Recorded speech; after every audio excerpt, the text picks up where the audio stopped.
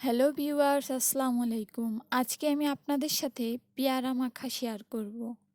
আমি প্রথমে ঘরে থাকা পুরনো তেঁতুল পানিতে ভিজিয়ে নিচ্ছি। ১-২ মিনিটের মতো এরকমভাবে মিশিয়ে নেব। এরপরে একটু লবণ ও মরিচের গুঁড়া দিয়ে দেব। অনেকক্ষণ পরে দেখা যাবে এটি ঘন হয়ে গেছে। এরপর রেখে দেবো পাশে।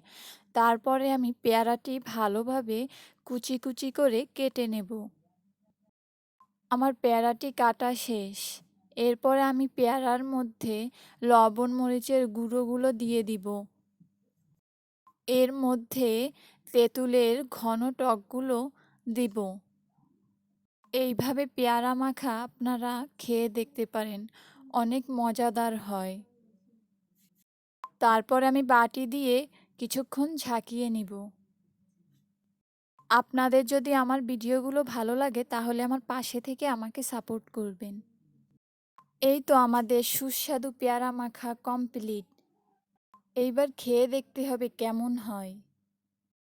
হ্যাঁ, আসলেই অনেক ভালো লাগলো খেতে, যেহেতু তেঁতুল দেয়া হয়েছে। আজকের ভিডিও এই পর্যন্ত।